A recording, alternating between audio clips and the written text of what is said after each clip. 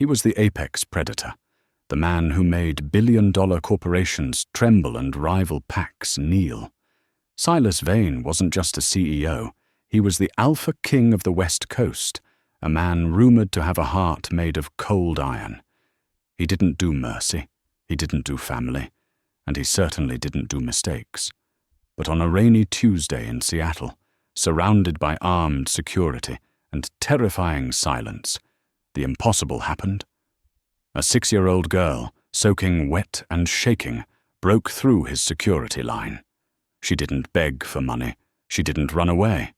She looked the most dangerous wolf in the world dead in the eye and dropped a sentence that would shatter his empire. "You're coming with me. I need a father." This is the story of the day the king froze. The lobby of the Fairmont Olympic Hotel in Seattle smelled of old money, polished mahogany, and, to the sensitive nose of Silas Vane, the acrid stench of fear. Silas adjusted the cuffs of his bespoke charcoal suit. At 6'4", he towered over the humans scurrying around the lobby. To them, he was the elusive CEO of Vane Enterprises, a venture capital firm that swallowed failing tech startups for breakfast. To the supernatural underground, he was the alpha of the Obsidian Ridge Pack and the king of the Western Territories. He checked his Rolex, a vintage Submariner. 2:14 p.m. He was late. "The car is out front, sir," Kieran O'Malley, his head of security and beta, murmured. Kieran was built like a vending machine and had a scar running through his left eyebrow. "But the weather is turning. The pass might be closed by nightfall." "We aren't staying the night, Kieran," Silas said, his voice a low rumble that vibrated in the chests of those standing too close. "I sign the merger papers with Sterling, and we leave. I have no patience for Seattle rain." The automatic doors slid open, letting in a gust of wind and the relentless hiss of the downpour. The scent of wet asphalt and ozone filled the lobby. But underneath that, Silas caught a whiff of something else. Milk. Lavender. And blood? His wolf stirred beneath his skin, a sudden, sharp prick of instinct. It wasn't the scent of an enemy. It was something older. Something that pulled at his chest. "Sir?" Kieran stepped in front of him, hand drifting toward the concealed holster inside his jacket. Silas stopped. "Wait!" People were gasping near the entrance. The concierge, a stiff man named Arthur, whom Silas had tipped generously for years, was rushing forward, waving his hands. "Hey, you can't be in here!" "Where are your parents?" Arthur shouted. Through the revolving doors stumbled a child. She couldn't have been more than 6 years old. She was drowning in a yellow raincoat that was 2 sizes too big, the sleeves rolled up clumsily to reveal pale, shivering wrists. Her hair was plastered to her skull, a mousy brown tangle, and she was clutching a plastic grocery bag like it held the nuclear codes. She wore mud-splattered pink sneakers that squelched against the marble floor. "Security!" Arthur yelled, reaching out to grab the girl's shoulder. "Don't touch her," Silas said. He didn't shout. He didn't have to. The command rolled across the lobby with the weight of a physical blow. Arthur froze, his hand inches from the girl's yellow coat. The lobby went silent. The ambient chatter of business meetings died instantly. Silas walked forward. The crowd parted like the Red Sea. He didn't know why he was moving. He only knew that the scent, lavender and something uniquely his, was coming from this tiny, shivering creature. He stopped 3 feet from her. Up close, she looked worse. There was a bruise blooming on her cheek, purple and yellow, and her lip was split. She smelled of stale bus seats and cheap antiseptic. But her eyes... Silas felt the breath leave his lungs. Her eyes were a striking, unnatural shade of violet grey. Storm eyes, the specific genetic marker of the Vane bloodline. His grandmother had those eyes. He had those eyes. The girl looked up at him. She was trembling so hard her teeth chattered, but she didn't look away. She didn't drop her gaze in submission, as grown men often did. "Are you Silas?" she asked. Her voice was small, scratchy. Kieran stepped up beside him, tense. "Kid, you need to step back." "I asked if you're Silas," she insisted, tightening her grip on the plastic bag. Silas went down on one knee. It was a movement that shocked the hotel staff, the billionaire kneeling on the wet floor in a $5,000 suit. He was now eye level with her. "I am Silas," he said softly. "Who are you?" She took a shaky breath. "I'm Daisy. Daisy Jenkins." Jenkins, the name meant nothing to him. "And why are you here, Daisy Jenkins?" Silas asked. Daisy sniffed, wiping her nose on her sleeve. She reached into her pocket with a wet hand and pulled out a crumpled piece of paper. She shoved it at his chest. "Because Mom is asleep and she won't wake up," Daisy said, her voice cracking. "And the bad man said, if I didn't find a dad, the state was gonna take me." She pointed a small, dirty finger at his face. "You're coming with me. I need a father." The silence in the lobby was absolute. Kieran looked at Silas, his jaw slack. Silas took the crumpled paper. It was a photograph, water-damaged and creased. It showed a younger Silas, perhaps 7 years ago, leaning against a motorcycle. And laughing at the camera was a woman, Sarah. The world tilted on its axis. The noise of the hotel faded into a high-pitched ring. Sarah Jenkins, the human waitress he had spent 3 reckless, intoxicating months with in a small town in Oregon 7 years ago. The woman he had left because the council threatened to kill her if he didn't return to take his throne. He had left her to protect her. He thought she had moved on. He thought he had been careful. He looked from the photo to the girl, the violet eyes, the stubborn chin. "Where is your mother?" Silas demanded, his voice dropping to a growl that made the glass of the revolving doors rattle. Daisy flinched but didn't run. "She's in the car. She's cold." Silas stood up. The predator was fully awake now. The suit didn't matter. The merger didn't matter. "Kieran," Silas barked. "Bring the SUV around. Now." "Sir, the Sterling meeting." "Cancel it. If Sterling complains, tell him I'll rip his throat out if he calls me again today." Silas looked down at the girl. He didn't know how to hold a child. He treated her like a volatile explosive. He extended a hand. "Show me," he commanded. Daisy hesitated, then slipped her small, freezing hand into his massive palm. Her fingers wrapped around his thumb. A shockwave of energy, pure and undeniable, shot up Silas's arm. It was the pack bond. It was the blood connection. This wasn't a scam. This wasn't a trick. The king had an heir, and she was wearing wet pink sneakers. The rain was coming down in sheets now, turning the Seattle streets into rivers of grey sludge. Silas didn't wait for the valet. He marched out the front doors, Daisy jogging to keep up with his long strides, her hand still gripping his thumb. Kieran pulled the black armored Escalade up to the curb, but Daisy tugged Silas toward the parking garage across the street. "Not there," she said. "We parked over there. Mum said we couldn't afford the valet." They crossed the street, ignoring the traffic lights. Cars honked, but stopped abruptly when the driver saw the look on Silas Vane's face. He looked like a man ready to tear a sedan in half with his bare hands. Inside the dimly lit parking garage, it was colder. They walked to the 3rd level, to the darkest corner. There it sat. A rusted, beige 1998 Toyota Camry. The bumper was held on by duct tape. The back window was replaced with plastic sheeting. Silas felt a twisting knife of guilt in his gut. He lived in a penthouse that cost $12 million. He flew private. And Sarah, his Sarah, had been driving this. "She's inside," Daisy whispered. She was dizzy. She said she just needed to close her eyes for a minute.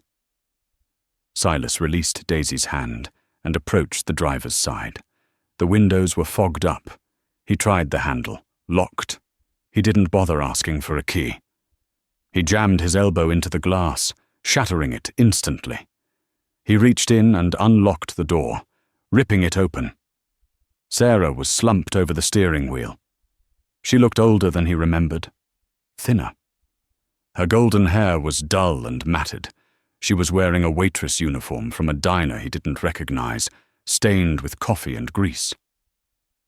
"Sarah?" Silas said, his voice choking. He touched her neck. Her skin was clammy, cold to the touch, but there was a pulse. It was thready, weak, fluttering like a trapped bird. But it was there. "Kieran," Silas roared, "get the medical kit. Call Dr. Aris at the estate. Tell him to prep the trauma wing." Daisy was standing by the back tire, hugging herself. "Is she dead?" Silas turned to her. He scooped Sarah's limp body out of the car. She felt weightless, nothing but bones and exhaustion. "No," Silas said firmly. "I've got her." He looked at the back seat of the Camry as he turned. It was filled with clothes, blankets, and boxes of instant noodles. "Daisy?"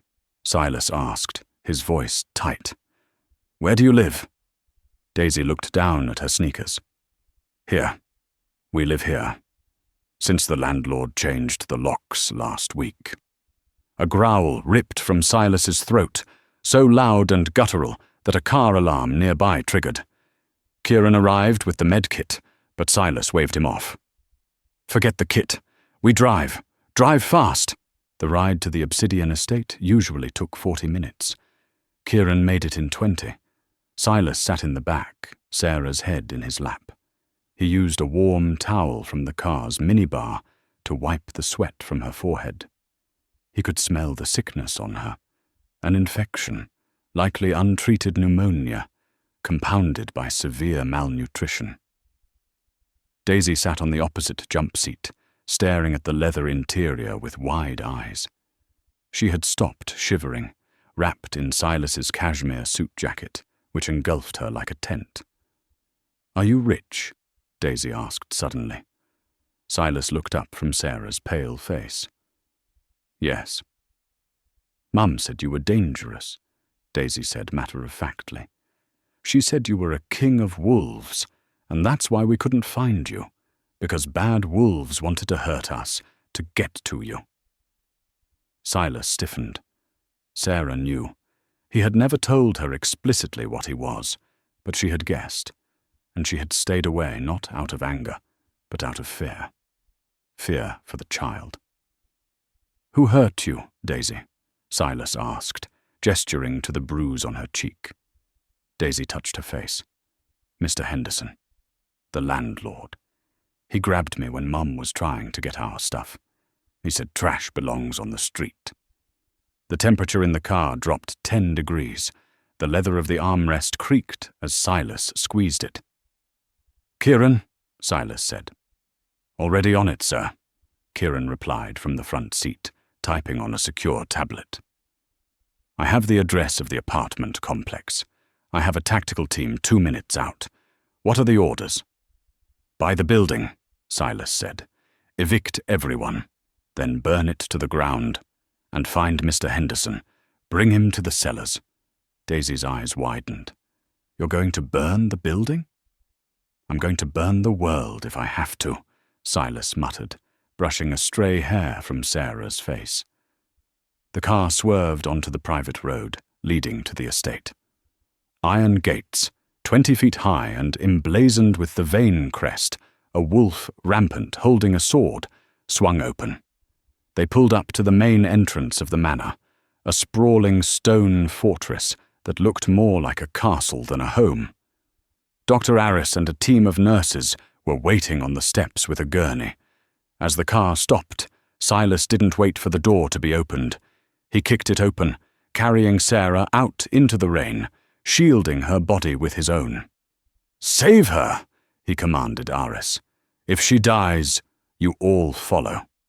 As they rushed Sarah inside, Silas turned back to the car. Daisy was still sitting there, looking small and terrified against the luxury leather.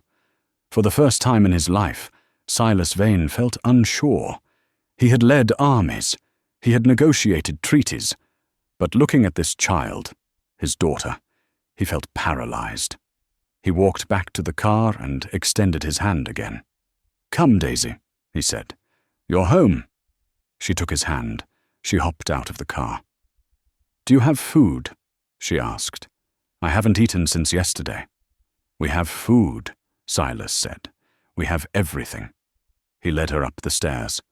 But as they crossed the threshold into the great hall, a voice rang out from the balcony above. "Well, well, what is this stray you've dragged in, Silas?" Silas froze. He looked up. Standing on the landing, dressed in impeccable silk, was Gareth Sterling, the man Silas was supposed to be merging with, the man who had been trying to undermine Silas's reign for a decade. And standing next to Sterling was Lydia Vane, Silas's mother, the Dowager Queen. "A child?" Lydia sneered, looking down her nose. "Silas, have you lost your mind? We have guests." Daisy squeezed Silas's hand tight. She smelled the hostility. She whimpered. Silas pulled Daisy against his leg. A low, warning growl vibrated in his chest, loud enough to echo off the vaulted ceiling. His eyes flashed from grey to a glowing, predator amber. "Careful, Mother," Silas said, his voice dropping to a demonic register. "You are speaking to the princess." Lydia gasped. Sterling's eyes narrowed, calculating. "Princess?" Sterling laughed, though it sounded nervous. "Since when does the Alpha King have a pup?" "Since today," Silas declared. "And anyone who looks at her wrong will lose their eyes." He picked Daisy up, awkwardly, carrying her like a sack of flour on his hip, and marched past them toward the kitchen. But as he passed Sterling, the rival Alpha leaned in. "A bastard child," Sterling whispered, low enough that only Silas could hear. "And a human mother. You just handed me the weapon I needed to take your crown, Silas." Silas didn't stop, but mentally the war had just begun. The kitchen of the Obsidian estate was larger than the entire apartment complex Daisy and Sarah had been evicted from. It was a cathedral of stainless steel, copper pots, and industrial stoves. Currently, it was occupied by one terrifying Alpha King, one confused French chef, and a 6-year-old girl devouring a ribeye steak with her bare hands. Silas sat at the island, watching her. He hadn't taken off his suit jacket, though it was damp. He hadn't checked his phone, which had been vibrating with calls from the board of directors for an hour. "More?" Chef Henry asked, looking terrified as Daisy licked grease off her thumb. "Yes," Silas commanded. "Whatever she wants." Daisy looked up, her mouth full. "Can I have ice cream for dinner?" Silas didn't hesitate. "Henri, ice cream, all the flavors." "But monsieur, the nutritional balance." "Henri," Silas growled, a sound like grinding stones. "Ice cream, oui, immediately." Henri scurried to the walk-in freezer. Kieran entered the kitchen, holding a tablet.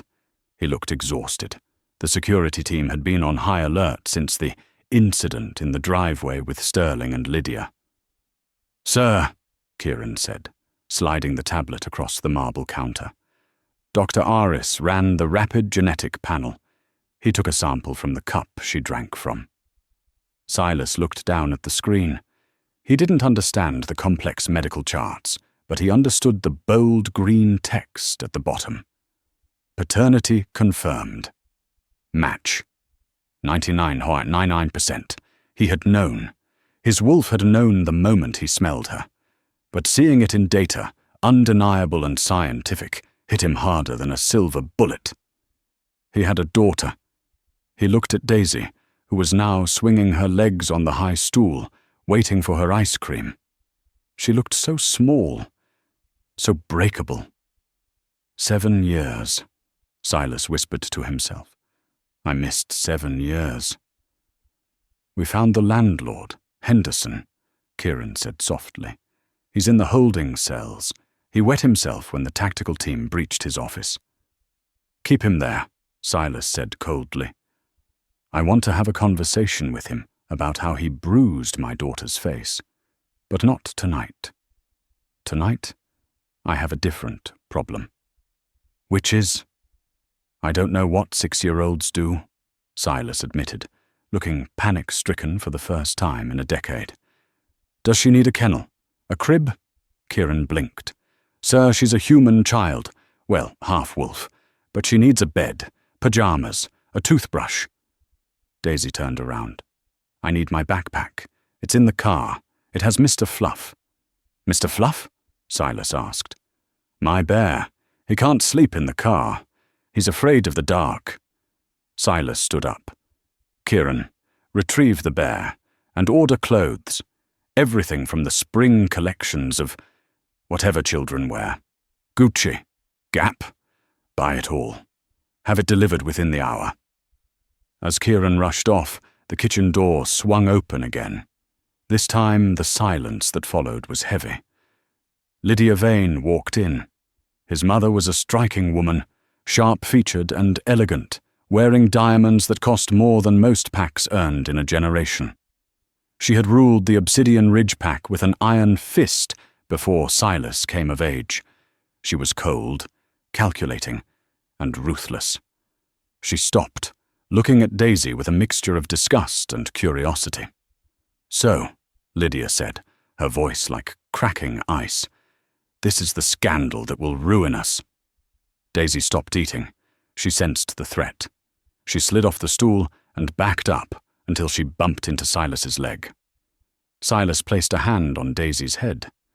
It was a possessive gesture, a warning. Careful, mother, Silas said. You are interrupting her dinner. Silas, look at you, Lydia scoffed, walking closer. You are the king. You cannot just pick up street urchins and claim them. Sterling is already calling the council. He claims you are mentally unstable, bringing a human bastard into the estate. It weakens your position. She is not a bastard, Silas said, his voice rising. She is my blood. The DNA is confirmed. Lydia paused. Her eyes flickered to the tablet. Is she? Or is that just what you want to believe because you still pine for that waitress? Her name is Sarah, Silas snarled.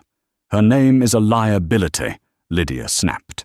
You have a duty, Silas, to the bloodline, to the merger with the Sterling pack. You need to marry a high-born wolf, not play house with a human and a half-breed. Daisy let out a small, high-pitched noise. It wasn't a cry. It was a growl. It was tiny, adorable, and completely instinctive. Lydia froze. She looked down at the girl. Daisy's eyes were glowing. Not the full amber of an adult wolf, but a soft, swirling, violet luminescence. You smell like sour milk, Daisy told the Dowager Queen. Silas choked back a laugh. It was the first time he had felt the urge to laugh in years. Lydia's face turned crimson. Excuse me? You smell bad, Daisy insisted, emboldened by Silas's hand on her head. Like the milk when we forget to put it in the fridge. Silas stepped forward, shielding Daisy completely.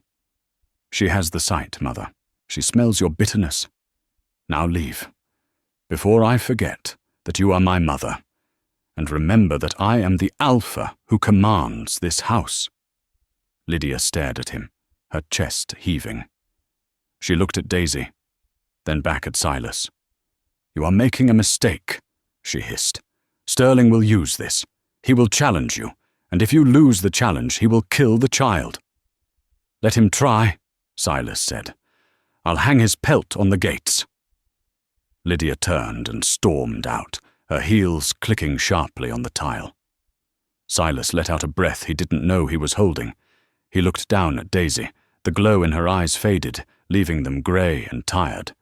She rubbed them with a fist. Is the bad lady gone? She asked. Yes, Silas said, crouching down. She's gone, and she won't come back. She's scary, Daisy whispered. I'm scarier, Silas promised.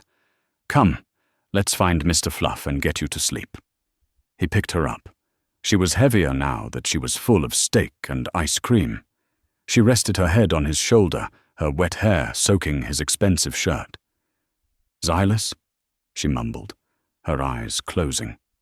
Yes? My legs hurt. Growing pains, Mom says. Silas felt a pang in his chest. I'll carry you. I'll always carry you. As he walked her up the grand staircase toward the guest wing, his wolf purred with contentment. The pack was growing, but deep down, Silas knew his mother was right about one thing. War was coming, and for the first time, he had something to lose. The medical wing of the Obsidian estate was indistinguishable from a high-end private hospital. It smelled of lavender, antiseptic, and money. It was 3 a.m. The storm outside had intensified, thunder rattling the reinforced windows. Silas sat in a leather armchair beside the bed, watching Sarah sleep. She had been cleaned up. The nurses had bathed her, dressed her in a silk gown, and hooked her up to IV fluids and antibiotics.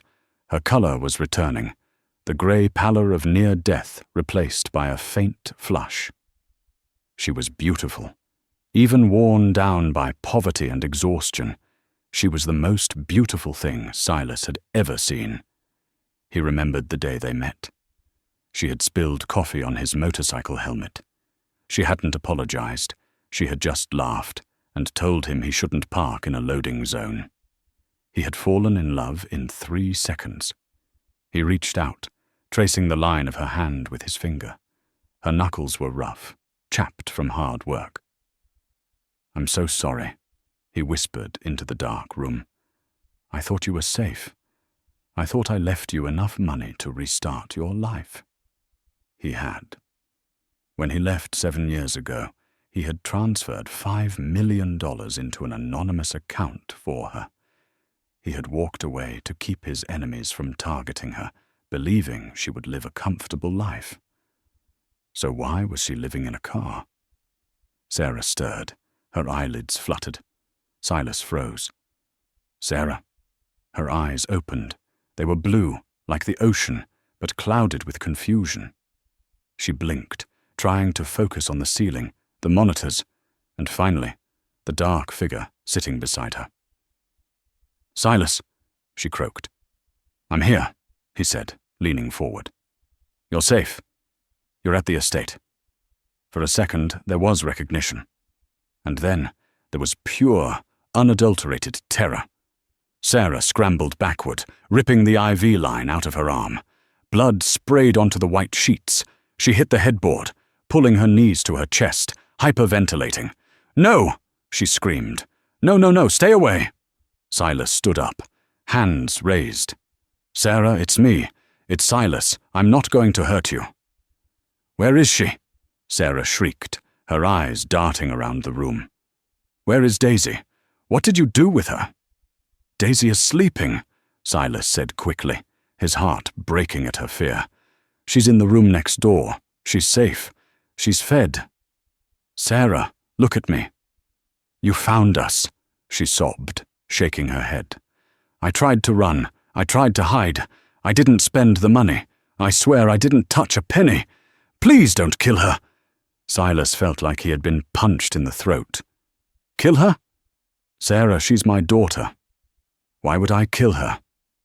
Sarah stopped crying for a second, looking at him with wide, confused eyes. Because your mother said you would. The air in the room went still. The temperature dropped as Silas's aura flared, dark and suffocating. What did you say? Silas asked, his voice deadly quiet. Sarah trembled. She wiped tears from her face. 7 years ago, the day after you left, she came to the apartment. Silas gripped the bed rail so hard the metal bent. My mother came to you?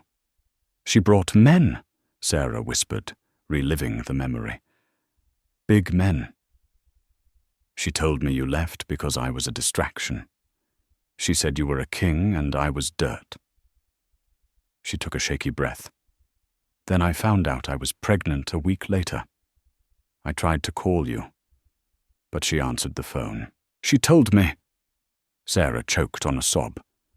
She told me that in your world, half-breeds are abominations. She said if I ever tried to contact you, or if you ever found out about the baby, you would kill it yourself to keep your bloodline pure. A roar built up in Silas's chest, a sound so primal it made the glass of the window crack. Lydia. His mother hadn't just separated them. She had twisted his image. She had turned him into a monster in the eyes of the woman he loved. She had forced Sarah to run, to live in poverty, to fear for her daughter's life every single day, all to protect Daisy from her own father. And the money? Silas asked, his voice shaking with rage. She said it was a trap, Sarah said. She said if I accessed the account, the bank would alert you, and your hitmen would find us. So, I never touched it. I worked. We moved every few months. I just wanted to keep Daisy alive. Silas fell to his knees beside the bed, the mighty Alpha King, brought low by the weight of the truth. She lied, Silas rasped, tears burning his eyes. Sarah, she lied about everything. I left to protect you from the council. I loved you. I have never stopped loving you. And Daisy is the only thing that matters to me now. Sarah looked at him. She saw the raw pain in his face. She saw the man she had loved 7 years ago, not the monster Lydia had described. Slowly, tentatively, she reached out and touched his hair. You really didn't know?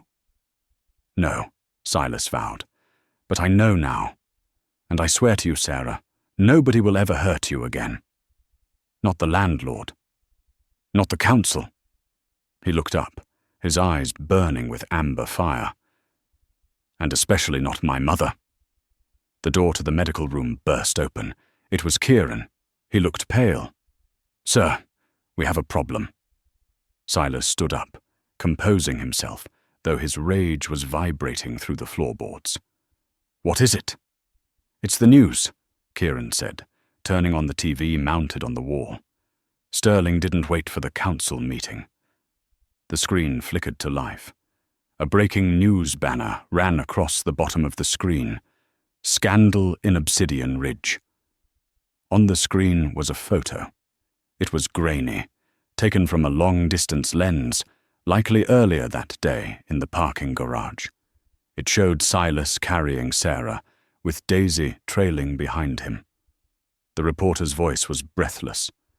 Sources close to the Vane family confirm that the Alpha King has been hiding a secret human family. Questions regarding the purity of the Vane bloodline have sparked outrage among the Western packs. Gareth Sterling, head of the Sterling pack, has issued a formal statement calling for Silas Vane to step down immediately. Silas stared at the screen. He wants a war? Silas said softly. He turned to Sarah. She was looking at the TV in horror. They know, she whispered. They're going to come for her. Silas walked over to the bed and kissed her forehead. It was a promise of violence and protection. Let them come, Silas said. Kieran, initiate Protocol 0. Kieran's eyes widened. Sir, Protocol 0 is total lockdown. It means mobilizing the entire pack for combat. It means martial law. Do it, Silas commanded. Lock down the estate. Call in every wolf who owes me a favor, and bring my mother to the throne room. He straightened his jacket. The sadness was gone. Only the Alpha remained. I'm done being a CEO, Silas said. Tonight, I remind them why I am the king. The throne room of the Obsidian estate was a cavernous hall built from black volcanic stone. Banners of the Vane pack hung from the rafters. At the far end sat a throne carved from a single piece of ancient oak, polished by the hands of 20 generations of Alpha Kings. Silas sat on it. He looked like a statue of judgment. The massive double doors creaked open. 2 enforcers, guards 6.5 feet tall, dragged Lydia Vane into the room. They didn't drag her roughly, but they didn't offer her a hand either. Lydia stood tall, smoothing her dress. She looked at her son with a mix of defiance and disbelief. "This is absurd, Silas," she said, her voice echoing in the hollow space. "Protocol 0? For a tabloid rumor? And you have your own mother escorted by guards?" "You are not here as my mother," Silas said. His voice didn't boom, it cut. "You are here as a conspirator against the crown." Lydia scoffed. "Don't be dramatic. I protected this family. I protected you." "You manipulated me," Silas countered, gripping the arms of the throne. "You looked me in the eye for 7 years and told me Sarah had moved on. You told me she was happy with another man. Meanwhile, you threatened to murder my unborn child." Lydia's mask slipped. "I did what was necessary. A human mate makes you weak, Silas. Look at you now, ready to burn your kingdom down for a waitress and a girl who doesn't even know our ways. Sterling smells that weakness. That is why he is attacking. He is attacking because he thinks I am alone," Silas said. "He thinks I am the same man you raised, cold, isolated and heartless. He is wrong." Silas stood up. The aura of the Alpha rolled off him in waves, pressing down on everyone in the room. Even the enforcers dipped their heads. "Lydia Vane," Silas pronounced, "I hereby strip you of your title as Dowager Queen. You are stripped of your rank. You are stripped of your access to the accounts." Lydia gasped. "You can't do that." "I just did. You will be confined to the North Tower until the threat is neutralized. If we survive this night, you will be exiled to the Outlands. You will never see me or my daughter again." "Silas!" she screamed as the guards took her arms. "She will ruin you. That child is an abomination. That child," Silas snarled, his eyes flashing amber, "is the future queen." The guards dragged Lydia out. Her screams of protest faded as the heavy oak doors slammed shut. Silas exhaled, slumping back into the throne. He felt old. "Sir?" Silas looked up. Kieran was standing by the side door. "The pack is assembled in the courtyard," Kieran said. 300 wolves, the elite guard. "But they are confused, Silas. They've seen the news. They want to know if it's true." "Show them," Silas said. He walked out of the throne room, through the corridors, and out onto the massive stone balcony overlooking the inner courtyard. Below, 300 men and women stood in the rain. They were the Obsidian Ridge Pack, the deadliest fighting force on the West Coast. They were heavily armed, wearing tactical gear, but their true weapons were the beasts inside them. They fell silent when Silas appeared. "Brothers! Sisters!" Silas shouted, his voice carrying over the storm. "Tonight we are under siege," Silas roared. "Sterling comes for our land. He comes for our wealth. But mostly, he comes because he believes we have broken the sacred law." A murmur went through the crowd. "He claims I have weakened the bloodline," Silas continued. "He claims I harbor a human weakness." Silas turned to the door behind him. "Bring her out." Sarah stepped onto the balcony. She was terrified, clutching Daisy's hand. Daisy was wearing a bright red coat Silas had ordered, holding Mr. Fluff the bear. The crowd below gasped. A human woman. A child. Silas walked over, scooped Daisy up into one arm, and pulled Sarah close with the other. He walked them to the edge of the balcony. "This is Sarah," Silas declared. "My mate." He looked at Daisy. "And this is Daisy Vane, my daughter. My heir." The silence was deafening. The wolves below stared. A half-blood heir was unheard of. It was controversial. It was dangerous. Daisy looked down at the sea of grim faces. She saw the scars, the weapons, the glowing eyes of wolves on the verge of shifting. She didn't cry. She leaned into the microphone stand Silas had set up. "Hi," she said. Her voice squeaked through the speakers. The crowd shifted. Daisy pointed to a massive, bearded warrior in the front row, Jax, the pack's combat trainer, a man who famously wrestled bears for fun. "Why is he wet?" Daisy asked Silas, her voice amplified across the courtyard. "He looks cold. Can he have some hot chocolate?" Jax blinked. The bearded giant looked at his hands, then up at the tiny girl in the red coat. Daisy waved at him with the paw of her teddy bear. "It's okay. My dad is the boss. He has lots of chocolate." A low sound started in the back of the crowd. It wasn't a growl, it was a chuckle, then another. Jax grinned, revealing a missing tooth. He pounded his fist against his chest, the salute of loyalty. "Hot chocolate sounds good, little wolf," Jax shouted. "For the little wolf," another voice cried out. "Protect the pup," someone screamed from the back. The tension broke.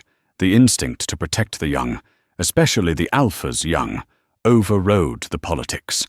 They didn't see a half-breed abomination. They saw a tiny, brave girl offering cocoa to a killer. The courtyard erupted in howls. Not howls of war, but howls of acceptance. A deafening chorus of 300 wolves pledging their lives to the girl in the red coat. Silas looked at Sarah. She was crying, but she was smiling. "They accept her," Sarah whispered. "They adore her," Silas corrected. He looked at the horizon.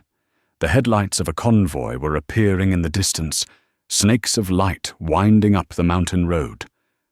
"Take them to the vault," Silas said to Kieran. "The war is here." The vault was a panic room, buried 3 stories beneath the estate. It had oxygen scrubbers, enough food for a month, and walls made of reinforced titanium. "I don't want to go," Daisy protested, as Silas ushered them into the sleek metallic room. "I want to watch the dogs." "They aren't dogs, sweetie," Silas said, kneeling. He checked the seal on the door. "And this is a game. Hide and seek. You have to stay in here and be very, very quiet. Can you do that for me?" "Will you come back?" Sarah asked. She was gripping a 9mm handgun Silas had given her. She didn't know how to use it well, but her knuckles were white. Silas cupped her face. "I would burn the universe to come back to you. Lock the door.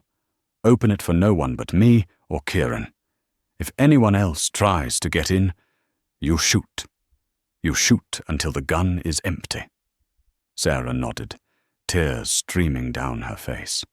"I love you, Silas. I never stopped." "I love you," he said.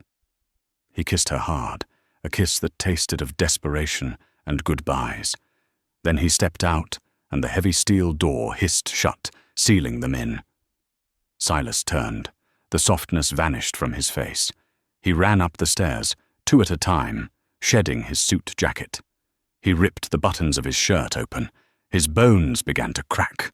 By the time he reached the main foyer, the transformation was complete. Standing in the center of the hall was not a man, but a wolf. He was massive, standing nearly 5 feet tall at the shoulder. His fur was obsidian black, absorbing the light. His eyes burned with the fury of a dying star. The king was hunting. Outside, the world was ending. Sterling had brought an army. Not just his own pack, but mercenaries. Rogue wolves who sold their claws to the highest bidder. Hundreds of them were swarming to the gates. Explosions rocked the ground. They were using C4 to blow the perimeter wall. The obsidian ridge wolves met them in the breach. It was a chaotic swirl of fur, teeth, and blood. Rain mixed with gore, turning the mud slick. Silas burst through the front doors of the manor, a black streak of violence. He hit the first wave of Sterling's wolves like a freight train. He didn't just fight, he dismantled them. He snapped the neck of a grey wolf with a single bite. He swiped his claws, tearing through tactical vests like wet paper. "Protect," His mind roared. Protect the pup. Protect the mate.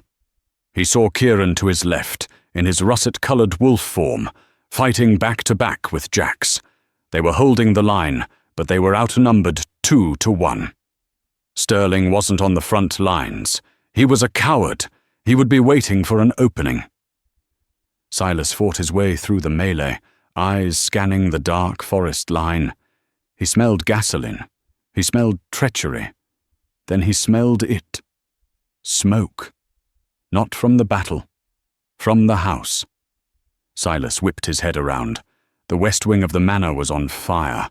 The ventilation shafts. The vault. The ventilation intake for the vault was in the west wing. If smoke got into the scrubbers. Silas roared, a sound that shook the ground. He abandoned the front line, sprinting back toward the house. A massive white wolf intercepted him, Sterling's second in command. The white wolf lunged, aiming for Silas's throat. Silas didn't slow down. He collided with the white wolf mid-air, his momentum carrying them both through the grand windows of the library. They crashed onto the hardwood floor in a shower of glass. Silas didn't hesitate. He buried his fangs in the white wolf's shoulder, shaking his head violently until he heard the sickening crack of bone. The white wolf went limp. Silas scrambled up, his claws gouging the expensive wood. He had to get to the basement. He shifted back to human form as he ran, needing his hands to work the emergency override panels. He was naked, covered in blood that wasn't his, sprinting through the burning corridors. "Kieran!" he shouted into his comms earpiece. "The vents! They targeted the vents!" "I'm trying to get there, Alpha." Kieran's voice was strained, accompanied by the sounds of growling. "They breached the rear flank. They're inside the house." Silas reached the heavy blast doors leading to the basement levels. They were locked down. He punched the code. Error. "Damn it!" Silas smashed his fist against the panel. The fire had fried the electronics. He could smell the smoke seeping through the cracks. Below him, Sarah and Daisy were trapped. If the oxygen system failed, they would suffocate in the very room designed to save them. Silas grabbed the manual override wheel. It was red hot from the heat of the fire above. He didn't care. He grabbed it, his skin sizzling, and pulled. With a scream of effort, he cranked the wheel. The gears ground together. The door hissed open. Smoke billowed out from the stairwell. "Sarah!" Silas screamed, plunging into the darkness. He ran down the stairs, coughing. The air was thick and grey. He reached the vault door. It was still sealed. He pounded on it. "Sarah, open the door." No answer. Panic, cold and absolute, seized his heart. "Sarah." He put his ear to the steel. He heard coughing, faint, weak coughing. "Silas?" It was Daisy. Her voice was tiny. "Mommy is sleeping. She won't wake up." The oxygen scrubbers had failed. Carbon monoxide. Sarah, being an adult, had succumbed first. Daisy, with her wolf blood, was lasting longer, but not by much. "Daisy, listen to me," Silas choked out. "You have to open the door. Turn the handle. The big wheel." "It's heavy," she whimpered. "I'm tired." "I know, baby. I know you're tired. But you have to be strong. Be a big wolf for me, just this once." He heard a scuffling sound, a grunt of effort. Then, a click. Silas ripped the door open. Thick smoke poured out. Sarah was lying on the floor, unconscious. Daisy was slumped over her legs, her eyes half open, clutching Mr. Fluff. "Daddy," she whispered. "I've got you," Silas gasped. He picked Daisy up with one arm and hoisted Sarah over his shoulder with the other. He had to get them out, but the way up was blocked by fire. There was only one way out. The old servant's tunnel that led to the boathouse at the edge of the property. Silas staggered through the basement corridors, his lungs burning. He kicked open the rusted gate of the tunnel and stumbled into the damp darkness. He ran.